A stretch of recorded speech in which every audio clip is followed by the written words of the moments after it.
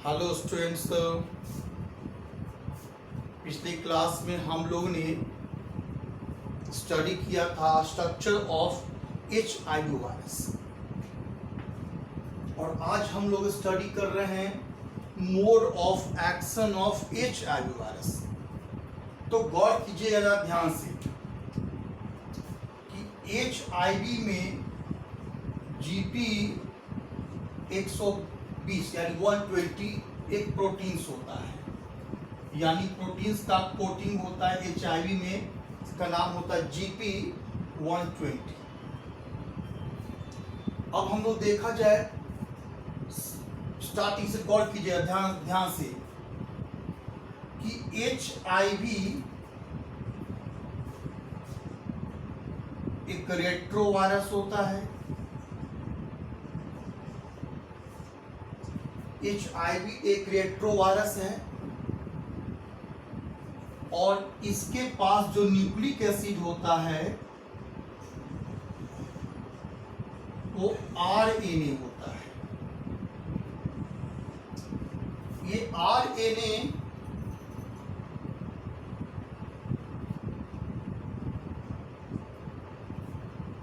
के पास एक reverse transcriptase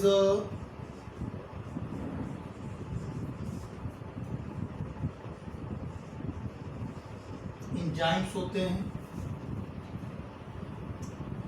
जिसके कारण गौर करना ध्यान से कि रेट्रोवायरस HIV एक रेट्रोवायरस है। इसमें जो न्यूक्लिक एसिड होता है RNA होता है, राइबोज न्यूक्लिक एसिड, और इसमें रिवर्स ट्रांसक्रिप्टेज एंजाइम भी मौजूद होता है, जिसके कारण यह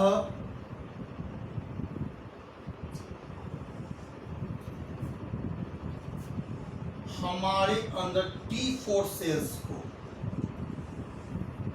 सेल्स के अंदर पहुंचता है और पहुंचने के बाद यह इसका काम क्या होता है कि इस T4 सेल्स में जाने के बाद इस एंजाइम के कारण यह बना कर लेता है DNA। अब तो DNA बन चुका है और DNA बन जाने के कारण T4 सेल्स पे इसका पूरी तरह से राज हो जाता है। T4 सेल्स पे ये राज करने लगता है और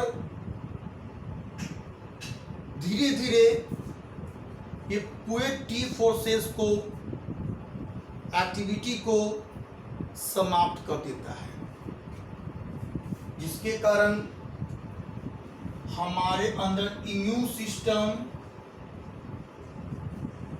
काम करना बंद कर देता है और हमारे अंदर कई प्रकार के इन्फेक्शन होने लगते हैं।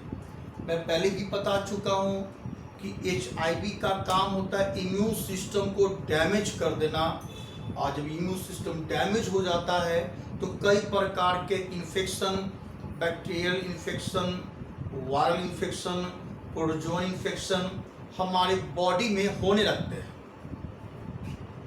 फिर सुनिए कि HIV एक रेट्रोवायरस होता है जिसके पास मेनली RNA होता है। GP प्रोटीन्स का इसके चारों कोटिंग होता है GP प्रोटीन्स का, और इसमें रिवर्स ट्रांसक्रिप्टेज एंजाइम के कारण यह DNA में चेंज हो जाता है, जिसके कारण T4 सेल्स के अंदर घुसकर ये पूरे T4 सेल्स को डैमेज कर देता है। इसके कारण हमारे अंदर इम्यून सिस्टम बनना बंद कर देता है, इम्यून सिस्टम काम करना बंद कर देता है, और इस इम्यून सिस्टम के काम बंद होने के कारण हमारे अंदर कई प्रकार के इन्फेक्शन होने लगते हैं। इसका हम नाम करते हैं एड्स, एक्वायर्ड इम्यूनोडेफिशिएंसी सिंड्रोम, यानी इस सिंड्रोम का नाम पड़ा एड्स, इस डिजीज का नाम पड़ा एड्स। वैसे एड्स कोई, मैं पहले ही बता चुका हूँ, एड्स कोई पार्टिकुलर कोई बीमारी नहीं है, एड्स का मतलब होता है जो इम्यून सिस्टम डैमेज होने के बाद जो लक्षण प्राप्त होते हैं उसको हम कहते हैं एड्स, यानी HIV ह्यूमन इम्यूनो वायरस या इम्यून सिस्टम से रिलेटेड डिजीज होता है।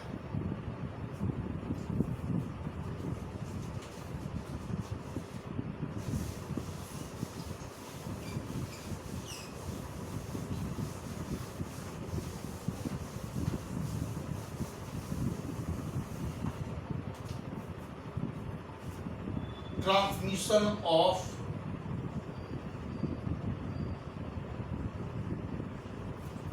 HIV, कैसे यह ट्रांसमिट करता है एक हेल्दी बॉडी में, कैसे ट्रांसमिट करता है? तो सबसे पहले गौर कीजिएगा, सबसे इंपॉर्टेंट पॉइंट है कि यह सेक्सुअल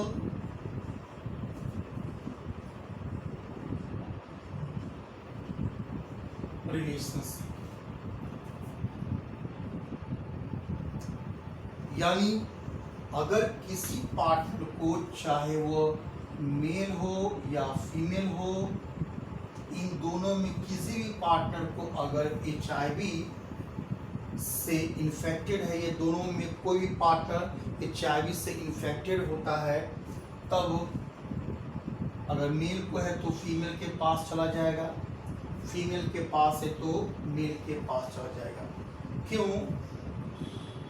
क्योंकि सीमेन, vaginal fluids, these are reservoir of HIV. These are reservoir of HIV. Second देखिए, सबसे बड़ा यही चीज होता है कि सेक्सुअल रिलेशनशिप में अगर हम किसी प्रिकॉशन का इस्तेमाल नहीं करते हैं और किसी हम अनजान व्यक्ति के साथ सेक्सुअल इंटरकोर्स करते, रिलेशनशिप बनाते हैं और हम किसी प्रिकॉशन का यूज़ नहीं करते, तो मे बी अगर वो पेशेंट, मे बी अगर वो मेल या फीमेल अगर ग्रसित रहता है HIV से, तो वो हमारे पास जो हेल्दी बॉडी है उसके पास पहुंच जाता है, वो इन्फेक्टेड हो जाता है। क्योंकि HIV सीमेन के अंदर, फ्रूट्स के अंदर मौजूद रहता है, क्योंकि ये दोनों रिजर्वर हैं HIV के। सेकेंड सुनिए, ट्रांसफ्यूजन ऑफ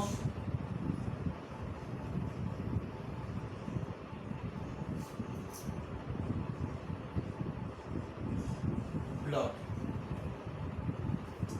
हम ब्लड को चढ़ाते समय, ट्रांसफ्यूज करते समय HIV का चेकअप जरूर हो जाना चाहिए, क्योंकि अगर नहीं चेकअप करते हैं तो मे बी वो पार्टनर के पास अगर जो ब्लड डोनेट कर रहा है तो उसके पास अगर, या वो बॉडी HIV से ग्रसित होता है तो वो ब्लड के माध्यम से हमारे पास भी पहुंच जाता है। यह transmit from mother to fetus। अगर किसी मदर को HIV है तो वह डिजीज उसके बच्चे में भी ट्रांसमिट हो जाते हैं।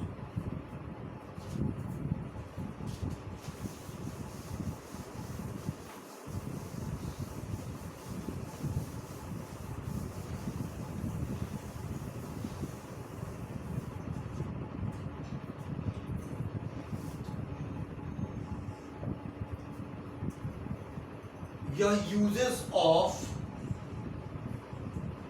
Contaminated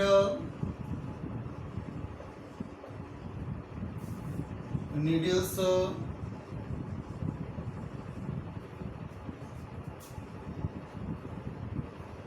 of syringes।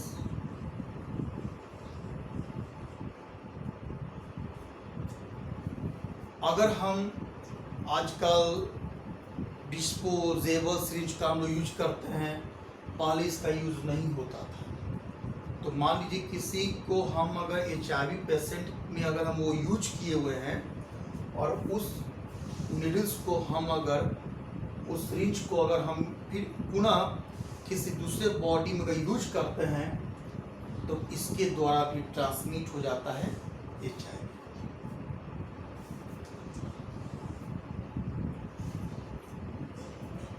Uses of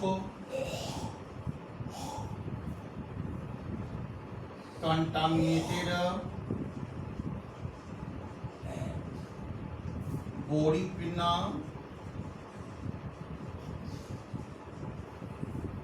कान का जो बाली होता है उसका भी इस्तेमाल बिना जाने पहचाने या हम लोग किसी अदर व्यक्ति का यूज ना करें, क्योंकि इससे भी HIV पहुंचता है। गौर कीजिएगा, माउथ टू माउथ किसिंग,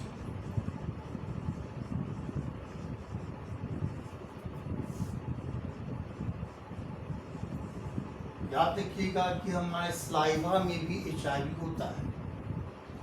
अगर हम चूँकि ऑटोमेटिकली हम लोग हर बार में ब्रश करते हैं तो ऑटो जहाँ तहाँ कट जाता है, अगर ब्लड के संपर्क में अगर स्लाइवा है तो उससे भी HIV फैलता है। तो माउथ टू माउथ किसिंग से भी, चूँकि स्लाइवा में भी HIV मौजूद रहता है, तो माउथ टू माउथ किसिंग से भी HIV फैलने की आशंका रहती है।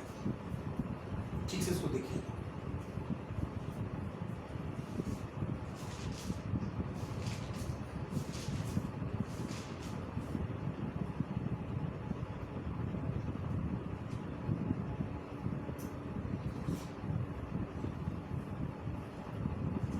आगे की ओर देखा जाए,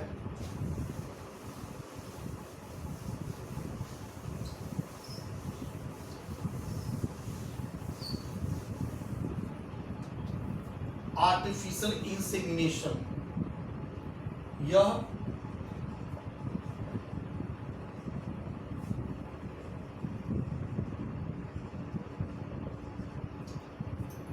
आर्टिफिशियल इंसेमिनेशन के द्वारा भी HIV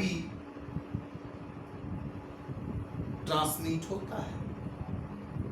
और आप लोग तो आजकल बहुत जगह देखे होंगे कि टेस्ट टू बेबी का सेंटर चल रहा है, तो उसमें कई तरह के मेथड का यूज किया जाता है। आगे आप लोग और पढ़िएगा, गिफ्ट पढ़िएगा, उन सभी में को सावधानी से करवाना चाहिए, क्योंकि मान लीजिए कोई अगर डोनर स्पर्म को जो डोनर है उसमें भी तो HIV हो सकता है, तो आर्टिफिशियल इंसेमिनेशन से भी HIV ट्रांसमिट होता है। यह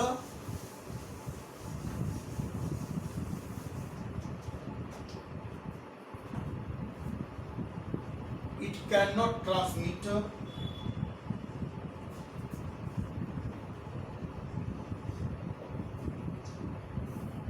ये ट्रांसमिट नहीं करता है। कैसे नहीं कर सकता है? किस किस मेथड के थ्रू? तो हगिंग करने से, गले मिलने से, हैंड शेकिंग, हाथ मिलाने से, साथ में खाने से और उसके साथ रहने से, यानी उसके साथ हम लोग स्लीपिंग करेंगे, हम उसके शेयरिंग ऑफ क्लॉथ्स, कपड़ा भी शेयर करेंगे तो उससे भी HIV नहीं फैलेगा। हम हाथ मिलाएंगे उससे भी HIV नहीं फैलेगा। हम किसी का साथ सोएंगे तो भी HIV नहीं होगा। साथ खाना भी खाएंगे, रहेंगे, खेलेंगे तो भी HIV नहीं होता है। इसलिए कभी भी असमंजस में न रहे कि कोई HIV पेशेंट है, उससे हम हाथ मिला लिए तो हमको भी HIV हो जाएगा। मच्छर मॉस्किटो काटने से भी HIV नहीं होता है। तो HIV के पेशेंट के साथ हाथ मिलाइए, साथ रहिए, साथ खेलिए, साथ घूमिए, उससे आपके बॉडी में किसी भी तरह का इन्फेक्शन नहीं होगा।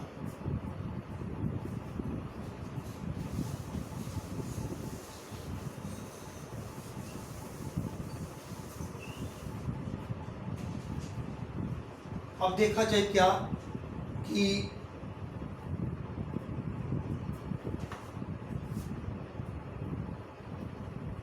इसका इंक्यूबेशन पीरियड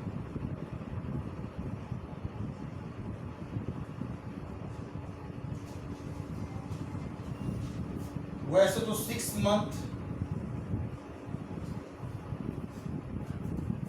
6 महीना से लेकर 6 मंथ टू 10 ईयर्स, कभी कभी केस में 14 साल भी इसका इंक्यूबेशन पीरियड देखा जाता है। वैसे 6 मंथ टू 10 ईयर्स में इसका इंक्यूबेशन पीरियड दिखता है। क्योंकि HIV एक ऐसा सिंड्रोम है जो आउटलुक तो दिखता ही नहीं कि वो HIV का पेशेंट है,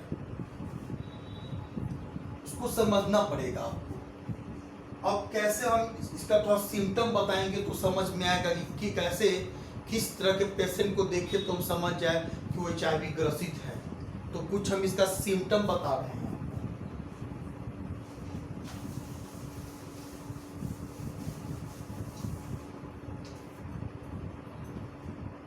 पहले पॉइंट लिखिएगा, सलाइवा,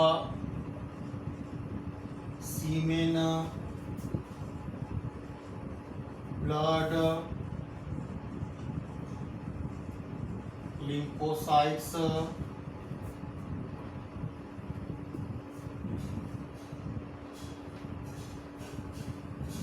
लीवर,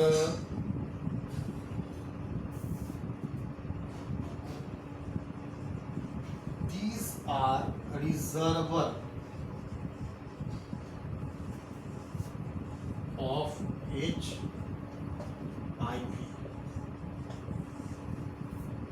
ये सलाइवा और भी है, 1 मिनट, वैजनल फ्लूइड,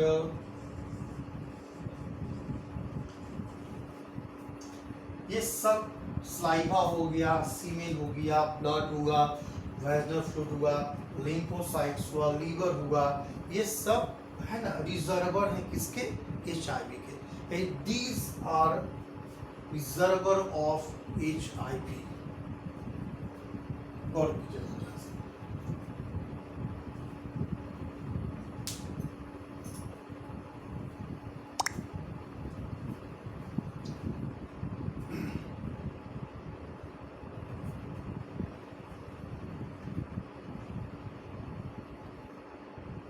अब हम लोग आगे की ओर देखते हैं, बढ़ते हम लोग आगे की ओर।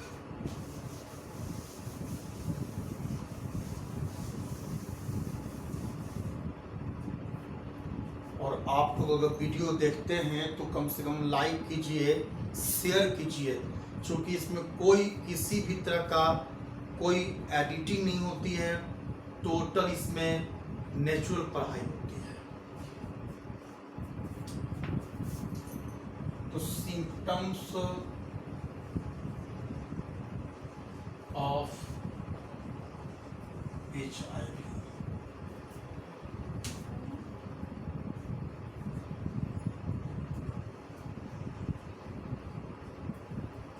देखिए, इसके हम सिम्टम्स बताएंगे और